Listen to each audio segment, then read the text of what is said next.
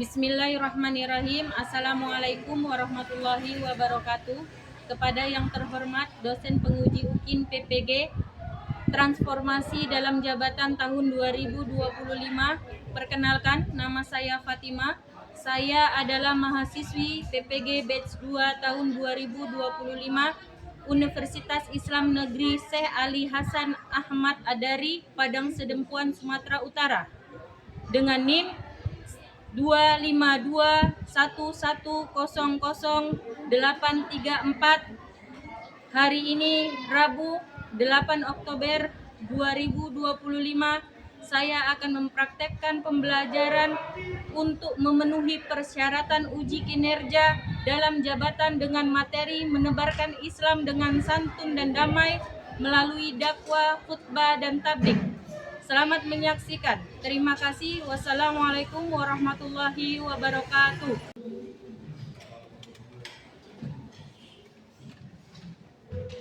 Assalamualaikum warahmatullahi wabarakatuh. Waalaikumsalam warahmatullahi wabarakatuh. Selamat pagi, salam sejahtera untuk kita semua. Pagi, Bu. Sebelum kita memulai pelajaran, marilah kita berdoa kepada ketua kelas. Ayo ketua kelas, silakan pimpin doanya.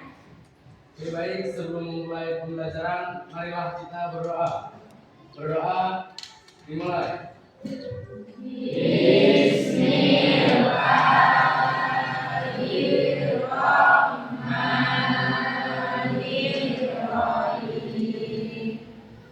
Rabbi zidni ilman warzuqni fahman wa amalan sholihan. Selesai. Sebelum kita melanjut ke pelajaran, untuk menumbuhkan rasa nasionalisme kita, marilah kita menyanyikan lagu kebangsaan, yaitu Garuda Pancasila.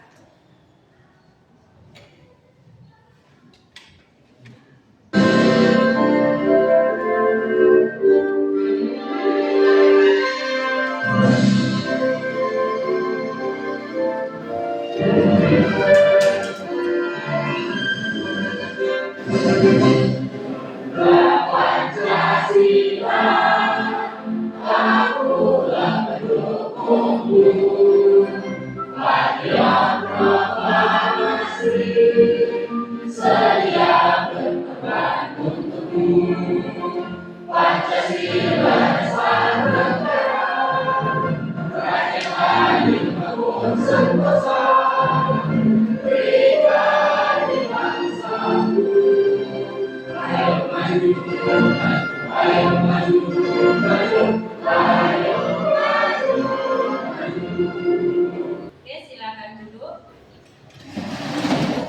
Sebelumnya saya mau mengabsen, ada yang tidak hadir? Hadir semua?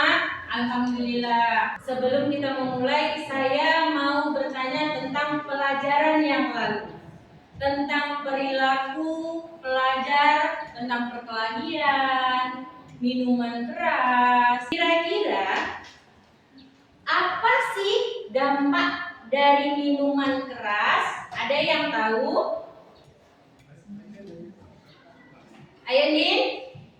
Menurut saya dampak dari minuman keras ada dua. Yang pertama, dapat menimbulkan gangguan fisik. Salah satunya seperti kerusakan pada organ tubuh seperti jantung, hati, dan lain sebagainya.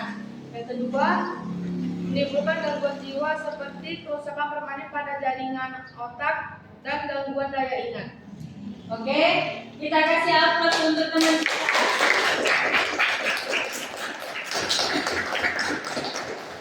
Dari dampak yang diutarakan oleh teman kita tadi, bahwasannya yang pertama dampaknya dapat merusak organ seperti jantung, hati, kemudian pikiran kita juga bisa dirusak.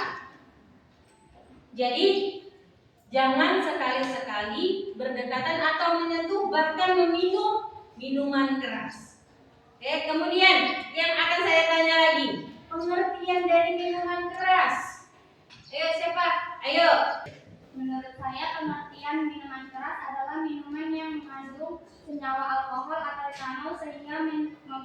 sifat qamar atau memabukkan. Oke, kasih aplaus buat teman kita. Kemudian dalil yang menerangkan larangan meminum minuman keras. Ada yang tahu nggak? Oke, ayo Kak. Dalil tentang minuman keras terdapat dalam Quran surah Al-Maidah ayat 90 sampai 91 yang artinya larangan keras bagi orang yang beriman untuk menjauhi minuman keras atau memabukkan. Juga judi karena keduanya ialah perbuatan setan yang dapat menimbulkan permusuhan dan kebencian juga dapat menghalangi kita dari mendengar Allah. Oke, kasih aplaus.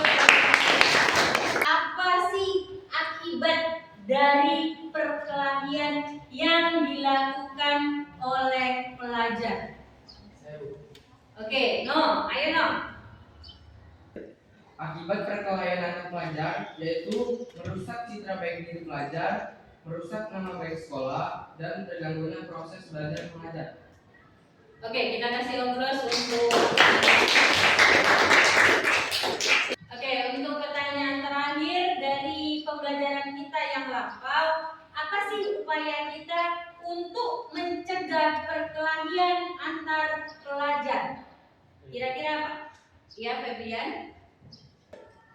Menurut saya, upaya mencegah perkelahian antar pelajar yang pertama, menambah kegiatan keagamaan di sekolah, kemudian memperkuat persaudaraan dan kasih sayang, dan menyadarkan pelajar tentang dampak buruk dari perkelahian. Oke, kasih aplaus. Oke.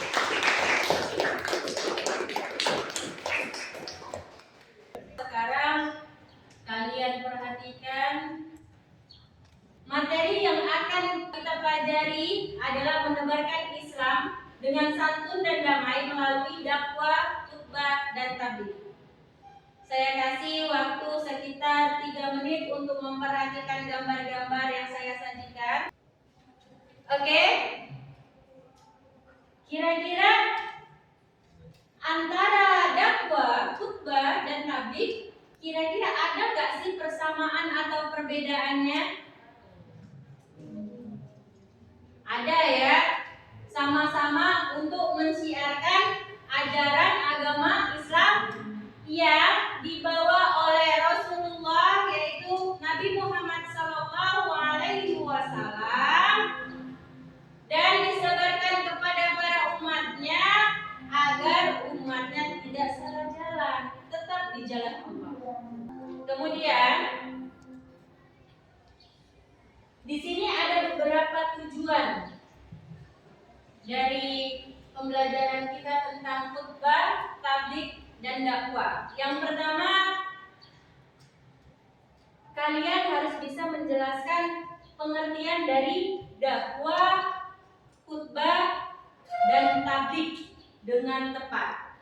Kemudian yang berikutnya, kalian harus bisa membedakan antara khutbah, tabligh, dan dakwah, dan juga bisa menyebutkan persamaan antara khutbah, tabligh, dan dakwah. Kemudian di sini kalian juga harus bisa memahami ketentuan dan syarat-syarat dalam melaksanakan dakwah, khutbah, dan tabligh. Berikutnya, kalian juga harus bisa memberikan contoh atau mempraktekkan dakwah, khutbah, dan tabligh dengan cara yang santun dan damai dalam kehidupan sehari-hari. Yang berikutnya, kalian harus bisa menerapkan sikap santun dan damai dalam berinteraksi sosial sebagai wujud pengamalan materi ini. Dalam kehidupan sehari-hari berarti kalian dituntut untuk bisa berperilaku santun, kemudian bisa juga kalian bawakan dalam kehidupan sosial kalian baik di sekolah maupun di masyarakat.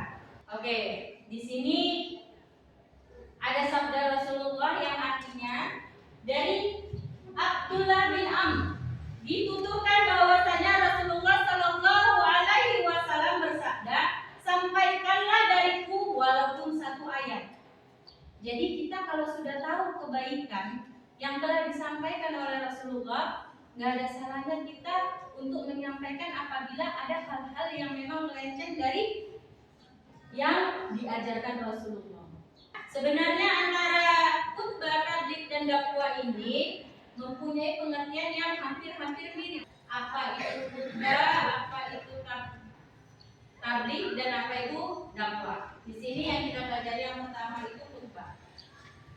Kalian bisa baca di sini bahwasanya apa kata dasar dari khutbah itu, kemudian berasal dari kata apa dia? Khotoba, ya, tubuh, khutbah.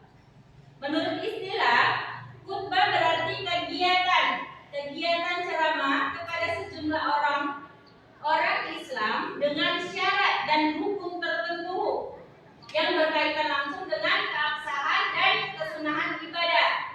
Misalnya pada sholat Jumat, sholat Idul Fitri, kemudian Idul Adha. Kita masuk kepada pengertian dari tabligh. Sama seperti khutbah, ada kata dasarnya di situ.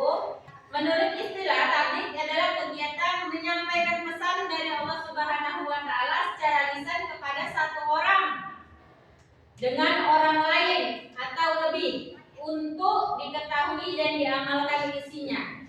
Jadi boleh kita kepada teman kita, kalau kita lagi ngobrol, bicara, kita kasih tahu sebenarnya ini baiknya harusnya seperti ini, yang ini harusnya seperti ini.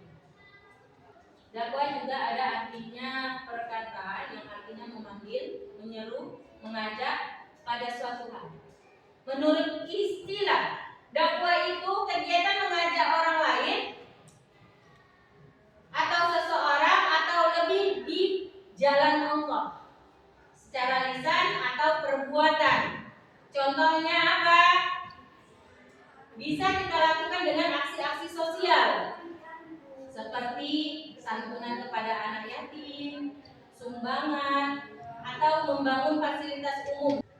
Apa sih pentingnya khutbah, tabligh, dan dakwah? Di sini dijelaskan bahwa khutbah masuk pada aktivitas ibadah, maka khutbah itu mungkin bisa ditinggalkan karena akan membatalkan rangkaian aktivitas ibadah.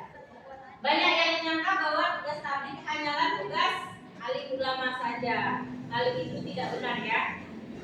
Setiap orang yang mengetahui kemungkaran yang terjadi di hadapannya, ia wajib mencegahnya dan menghentikannya. Rasulullah Shallallahu Alaihi Wasallam bersabda, yang artinya dari Abi Sa'id Al-Khudri radhiyallahu anha berkata, saya mendengar Rasulullah Shallallahu Alaihi Wasallam bersabda, barang siapa yang melihat kemungkaran maka ubahlah dengan tangannya. Apabila tidak mampu, maka ubahlah dengan lisannya. Apabila tidak mampu, maka dengan hatinya, atau tidak mengikuti kemungkaran tersebut. Dan itu selemah-lemahnya iman dari hadis riwayat Muslim.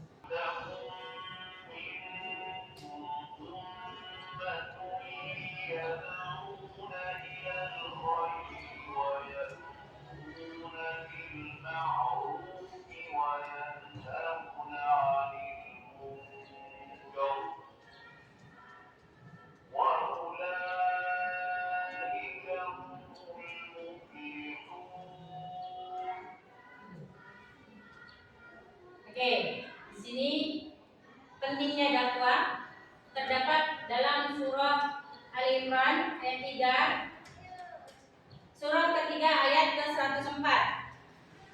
Sudah kita dengarkan tadi bacaannya. Kemudian yang artinya adalah, dan hendaklah ada di antara kamu segolongan umat yang menyuruh kepada kebajikan, menyuruh kepada yang ma'ruf dan mencegah dari yang mungkar. Merekalah orang-orang yang beruntung. Syarat-syarat khutbah. Yang pertama, khatib. Harus ada khatibnya, khutbah. Syarat khatib apa aja? Islam balik, berakal sehat, kemudian mengetahui ilmu agama. Kemudian syarat keduanya, syarat dua khutbah. Yang pertama, khutbah dilaksanakan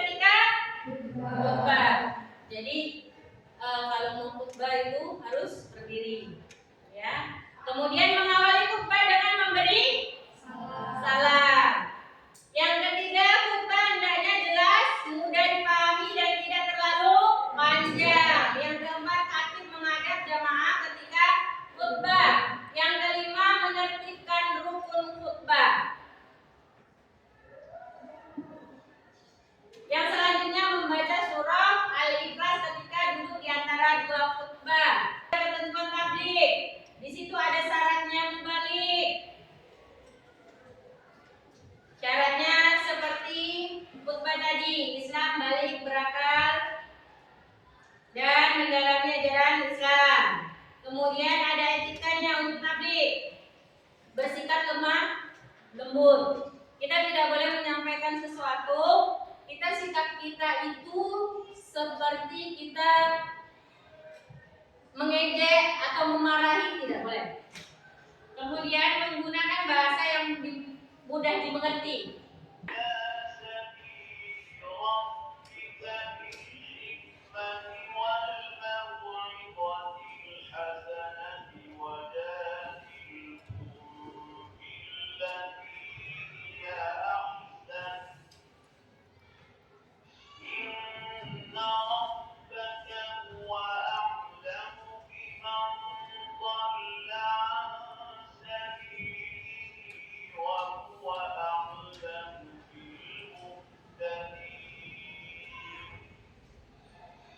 Oke, di sini artinya serulah manusia kepada jalan Tuhanmu dengan hikmat dan pengajaran yang baik, dan berdebatlah dengan mereka dengan cara yang baik. Sesungguhnya Tuhanmu dialah yang lebih mengetahui siapa yang sesat di jalannya, dan dialah yang lebih mengetahui siapa yang mendapat petunjuk. Quran surah An-Nahl surah ke-16 ayat ke-125. Oke, cara menerapkan untuk perilaku mulia. Yang pertama, melaksanakan sholat Jumat.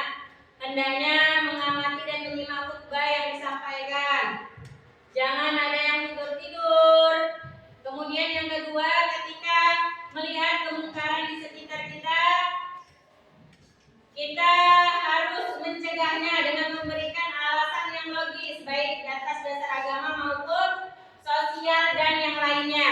Kemudian yang ketiga, ketika melihat sesuatu yang baik, harus kita contoh. Karena semua itu dimulai dari diri sendiri. Kemudian yang keempat, melibatkan diri secara aktif pada kegiatan-kegiatan keagamaan seperti pada hari-hari besar, kemudian baik itu di lingkungan sekolah maupun lingkungan masyarakat. Yang kelima, memprakarsai kegiatan dakwah Islam di sekolah, di remaja masjid, karang taruna dan lain sebagainya. Oke, di sini kita masuk di rangkumannya. Khutbah, tabligh, dakwah. Khutbah yaitu memberi nasihat agama dalam kegiatan ibadah. Dia lebih bersifat satu arah. Hanya khatib saja yang berbicara, yang lain hanya mendengarkan, tidak boleh berbicara juga. Kemudian tabligh, menyampaikan, memberitahukan kebenaran kepada orang lain yang bersifat dua arah, saling berdiskusi. Yang ketiga, dakwah, memanggil, menyeru, mengajak akan suatu hal, ya ini kegiatan mengajak orang lain, bisa bersifat dua arah juga. Kemudian yang keempat, dalam dakwah minimal ada dua cara. Yang pertama dengan lisan, yang kedua dengan perbuatan. Sudah kita bahas tadi. Kemudian yang kelima, dakwah bilisan, itu dakwah yang dilakukan dengan kata-kata. Kemudian yang kedua, bilhal, yaitu dakwah yang dilakukan dengan perbuatan. Seperti menyantuni fakir miskin, kemudian menyumbang dan membangun fasilitas sosial, membangun masjid dan sebagainya. Kita buat ice breaking. Ice breakingnya di mana? Jika dan maka. Jadi contohnya, misalnya saya menyebutnya sini, jika aku makan, maka aku jadi polisi. Apa yang ada di pikirannya saat itu? Ya, harus semangat. Ini melatih pikiran biar lebih semangat, tidak ngantuk. Oke, siap? Oke, siap? Siap. Ciri jika, kanan maka. Oke.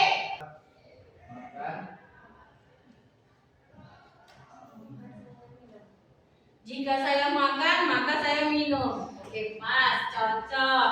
Kira-kira udah bangkit belum semangatnya ini? Kira-kira udah bangkit belum?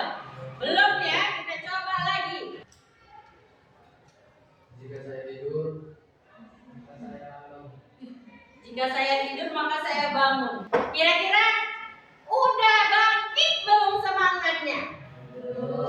Satu lagi. Jika saya dengan yang lain, maka saya dengan yang baru. Oke, kasih Allah.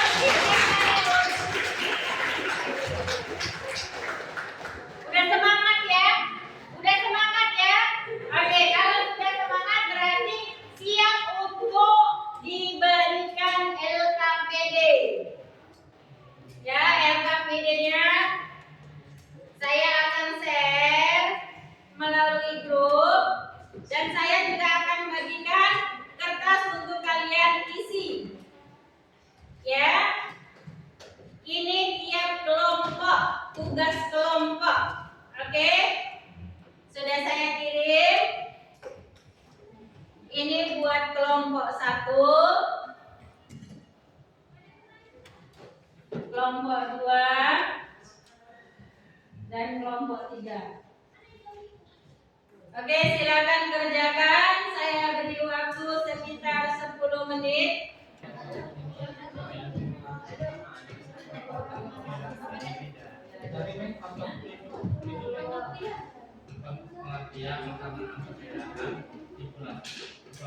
Mana ya? Di sini ada yang mau ditanya? Ya, aman juga. Grup kedua, ketiga, bagaimana? Aman. Oke. Silakan berdiskusi. Kira-kira yang berdiskusi ini termasuk ke dakwah, tabligh atau ke khutbah? Mohon maaf,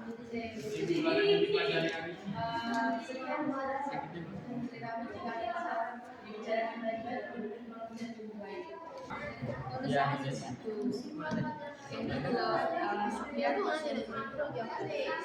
presentasi dari kami.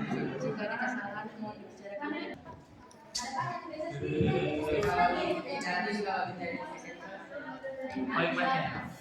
Oke, sudah selesai semua? Sudah, Bu. Saya akan panggil kelompok yang akan presentasi. Kelompok 2.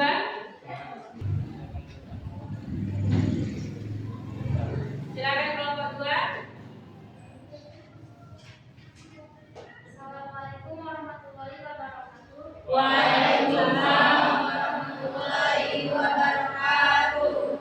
Saya akan mempresentasikan tentang apa yang sudah dipelajari hari ini. Pengertian khutbah. Khutbah adalah keterangan keagamaan yang disampaikan dalam acara ibadah dan akad untuk memberikan nasihat. Kesamaan khutbah, tabligh, dan dakwah yaitu sama-sama melakukan Islam untuk melakukan amal dan perbuatan baik. Perbedaan antara tabligh, khutbah, dan dakwah. Dakwah adalah aktivitas paling luas dan umum yang berarti mengajarkan secara moral dan mencapai perbuatan. Sementara tabligh adalah bagian dari dakwah yang berfokus pada penyampaian ilmu agama secara lisan kepada banyak orang. Sedangkan khutbah adalah proses penyampaian ilmu agama secara langsung seperti pidato agama yang disampaikan pada proses tertentu dengan syarat dan rukun seperti pada saat salat Jumat. Kesimpulan yang dapat diambil dari materi ini ialah yaitu khutbah memiliki tujuan yang sama dengan dakwah. Tabligh yaitu menyebarkan Islam dengan meningkatkan kesadaran beragama. Mungkin itu saja yang dapat saya sampaikan. Assalamualaikum warahmatullahi wabarakatuh.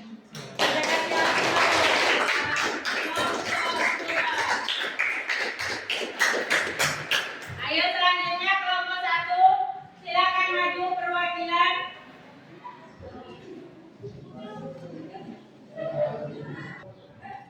Silakan kelompok 1.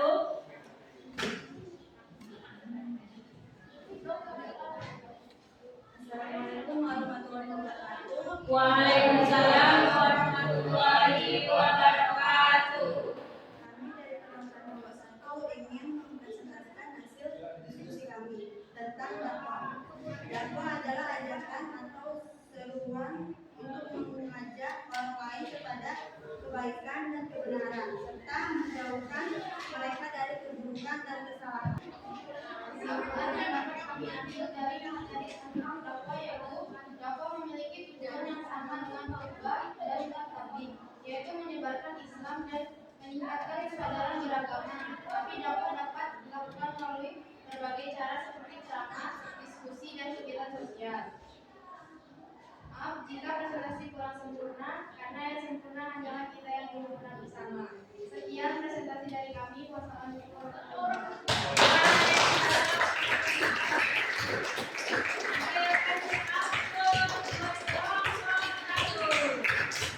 Ayo selanjutnya kelompok terakhir, kelompok ketiga.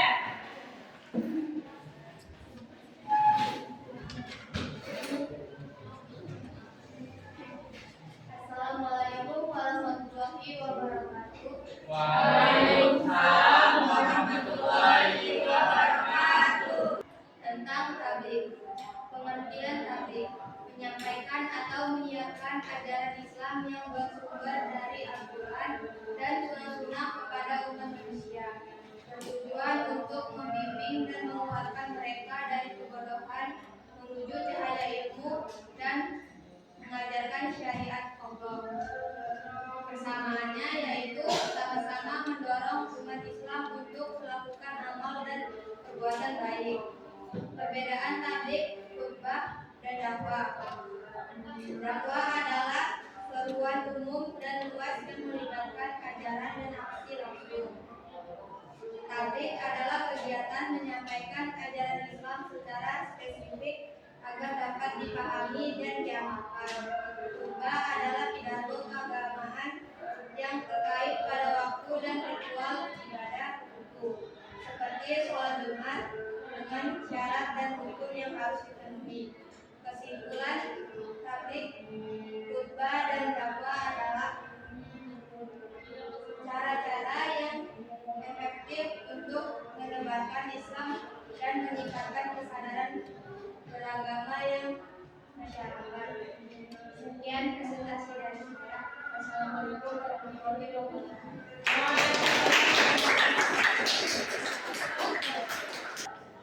Oke, dengan berakhirnya presentasi dari kelompok 3, maka berakhirlah pelajaran kita dan kesimpulan yang saya ambil dari presentasi yang kalian utarakan di depan, yaitu bahwasanya antara dakwah, khutbah, dan tabligh memang mempunyai persamaan dan juga mempunyai perbedaan. Dari contoh saja kita sudah bisa mengungkapkan apa-apa saja persamaan dan perbedaannya. Kalau persamaannya sama-sama mensiarkan agama Islam, baik itu pada waktu ibadah, kemudian saat perayaan-perayaan hari besar, maupun ketika bermusyawarah atau berdiskusi kelompok. Ya, jadi kalau perbedaannya itu mungkin dari caranya ketika khutbah, kita mendengarkan khutbah atau ceramah itu pada waktu kita beribadah seperti sholat Jumat, sholat Idul Fitri, Idul Adha. Kemudian kalau dakwah bisa pada waktu hari-hari memperingati hari besar seperti Maulid, kemudian Isra Mi'raj, dan lain sebagainya. Kemudian kalau tabligh bisa seperti diskusi kelompok yang tadi sedang kita lakukan. Oke. Kemudian sebelum saya tutup, untuk tugas selanjutnya untuk ananda sekalian, buatlah ceramah singkat. Satu itu ceramah singkat tentang dakwah, untuk kelompok kedua tentang khutbah, untuk kelompok 3 tentang tabligh. Mengerti? Saya akhiri dengan alhamdulillahirabbil alamin. Wassalamualaikum warahmatullahi wabarakatuh. Waalaikumsalam.